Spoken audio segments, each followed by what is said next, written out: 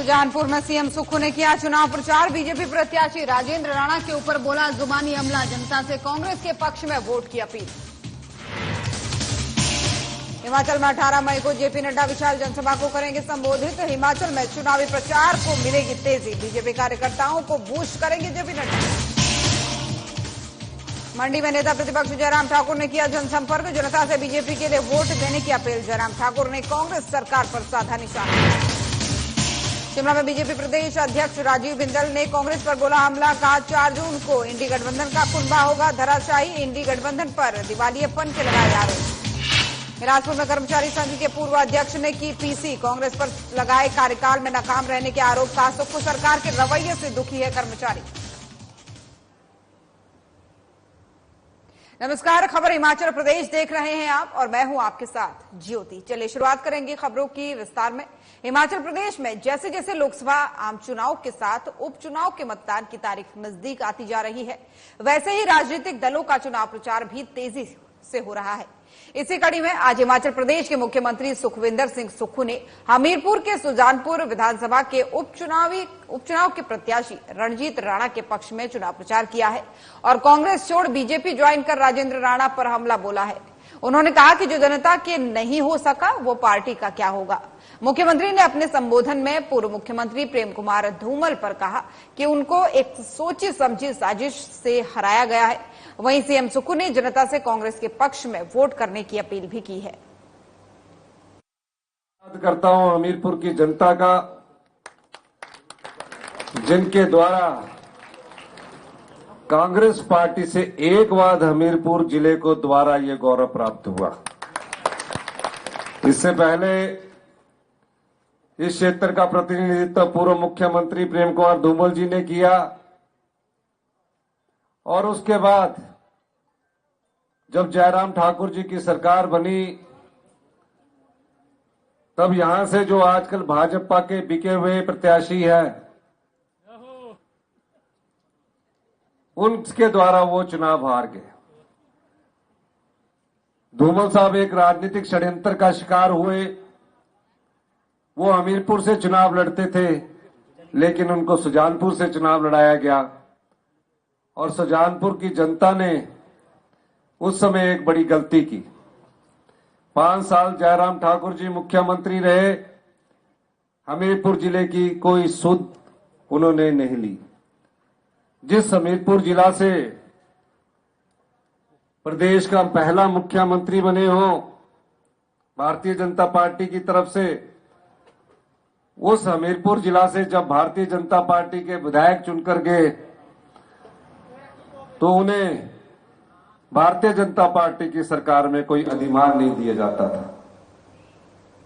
सिराज विधानसभा क्षेत्र के लंबा थाज में नेता प्रतिपक्ष जयराम ठाकुर ने लोगों से जनसंपर्क किया है और बीजेपी के लिए वोट देने की अपील की है।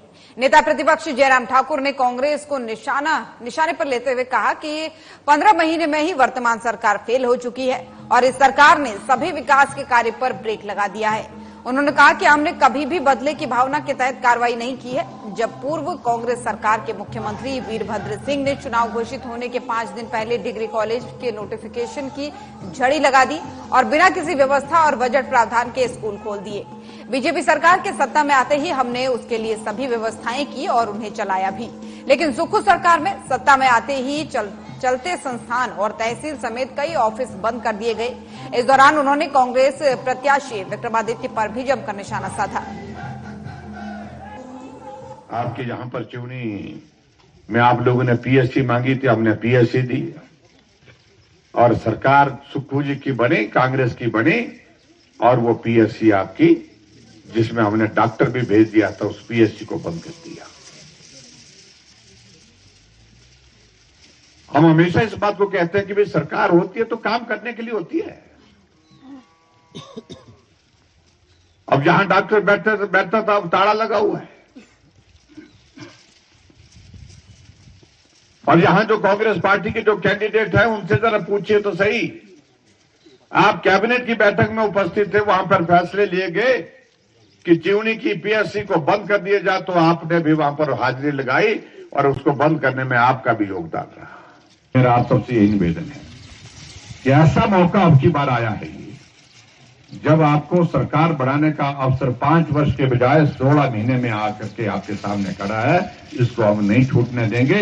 आप यहां से भारी बहुमत के साथ भारतीय जनता पार्टी को जिताइए।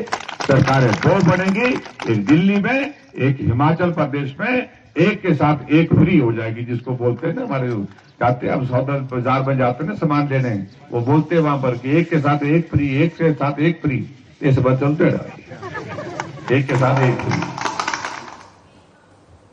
हिमाचल प्रदेश में चुनावी सक्रियता बढ़ती जा रही है और इसी कड़ी में एक बार फिर से भारतीय जनता पार्टी के राष्ट्रीय अध्यक्ष जगत प्रकाश नड्डा हिमाचल प्रदेश में 18 मई को चुनावी जनसभा करेंगे। वहीं बीजेपी महामंत्री बिहारी लाल शर्मा ने मीडिया को बयान जारी करते हुए कहा कि बीजेपी राष्ट्रीय अध्यक्ष जगत प्रकाश नड्डा 1 दिवसीय दौरे के दौरान हिमाचल प्रदेश में 3 विशाल जनसभाओं को संबोधित करेंगे। इस विशाल जनसभाओं को लेकर के कार्यकर्ताओं में भारी उत्साह देखने को मिल रहा है। उनके संबोधन से हिमाचल में प्रचार को तेजी मिलेगी और भारतीय जनता पार्टी का कार्यकर्ता बूस्ट भी होगा। अपने अध्यक्ष के स्वागत के लिए कार्यकर्ता जो है उत्साह के साथ ही तैयारियां कर रहे हैं। वहीं प्रधानमंत्री नरेंद्र मोदी को तीसरी बार देश का नेतृत्व करने और इसके लिए हिमाचल की जनता प्रतिबद्ध है, उन्होंने कहा। वहीं प्रधानमंत्री नरेंद्र मोदी ने हिमाचल को सदैव अपना दूसरा घर माना है और हिमाचल के विकास को प्राथमिकता दी है। भारतीय जनता पार्टी के राष्ट्रीय अध्यक्ष आदरणीय जगत प्रकाश नड्डा जी हिमाचल प्रदेश के 1 दिवसीय दौरे पर हैं। इस दौरे में आदरणीय राष्ट्रीय अध्यक्ष जी हिमाचल प्रदेश में 3 विशाल जनसभाओं को संबोधित करेंगे। विशेष रूप से कांगड़ा में फतेहपुर, चंबा और सोलन के अर्की में।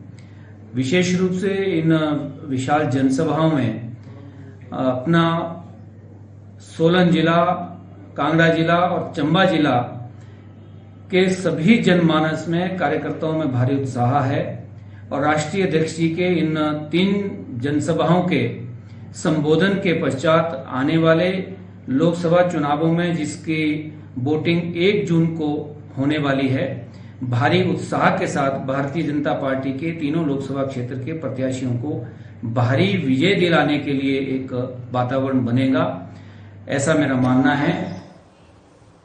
और शिमला में भारतीय जनता पार्टी के प्रदेश अध्यक्ष डॉक्टर राजीव बिंदल ने कहा कि 4 जून को लोकसभा चुनाव के नतीजे आएंगे और इंडी गठबंधन जो भानुमति का कुनबा है और तरह के विचारों, तरह तरह के नेताओं को मिलाकर बनाने का जो प्रयास किया गया है, धराशायी होने वाला है और कांग्रेस पार्टी अपने सबसे निचले स्तर पर खड़ी होने वाली है, क्योंकि इन्होंने अपनी वैचारिक दिवालियेपन की इंतहा कर दी है।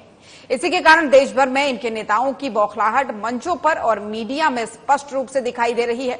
वहीं 4 चरणों का मतदान पूरा होने के बाद से अब ये अपने घोषणा पत्र से हटकर अलग तरह की घोषणाएं करने में लगे हुए हैं। 75% चुनाव पूरा होने पर नई घोषणाओं की तरफ बढ़ रहे हैं। डॉक्टर राजीव बिंदल ने कहा कि हिमाचल प्रदेश की कांग्रेस सरकार पूरी तरह से अपने आपे से बाहर है। शब्दों के ऊपर इनका कोई भी नियंत्रण नहीं रहा है। 4 जून को देश के नतीजे आएंगे और ये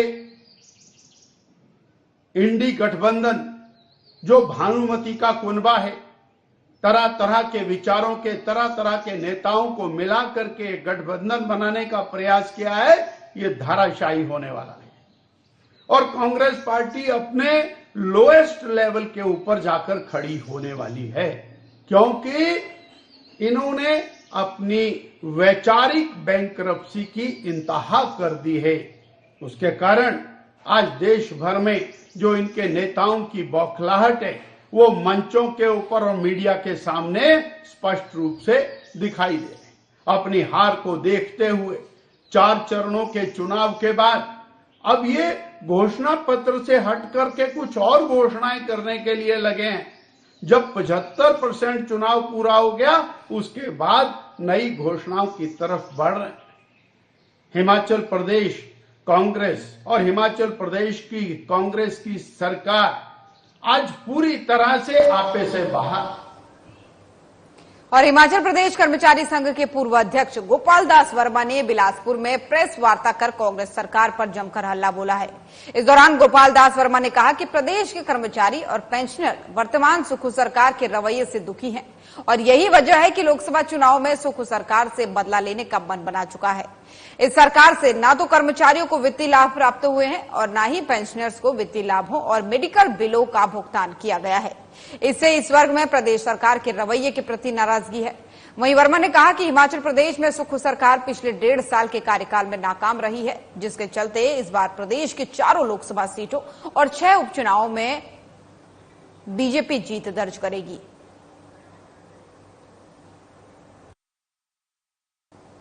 तो बिलासपुर से आपको खबर बता रहे हैं, जहां पर एक बार फिर से बीजेपी जो है कांग्रेस सरकार पर जमकर निशाना बरसाते हुए नजर आई है। मैंने हमेशा ही हिमाचल प्रदेश के कर्मचारियों पेंशनों के लिए लड़ाइयां लड़ी और सरकार से उनके जो वित्तीय लाभ थे उनको दिलाने के लिए जो है काम किया और आज भी मैं यही काम कर रहा हूं। पिछले 6-7 महीनों से जो है मैं प्रदेश के दौरे पे हूं और कल हमारी पेंशनों की बैठक थी शिमला में, जिसमें पूर्व मुख्यमंत्री जयराम ठाकुर और भारतीय जनता पार्टी के अध्यक्ष बिंदल जी आए थे। तो हमने एक ही बात उनसे कही कि भाई ऐसा है, कर्मचारियों को जो है एरियर नहीं मिल रहा है, डीए नहीं मिल रहा है, मेडिकल रिवर्समेंट नहीं मिल रहा है। क्या आप जैसे कह रहे हैं हमारी जो जून में सरकार बन जाएगी, तो अगर आपकी सरकार जून में बनती है तो क्या हमारे को ये मिलेगा कि नहीं मिलेगा?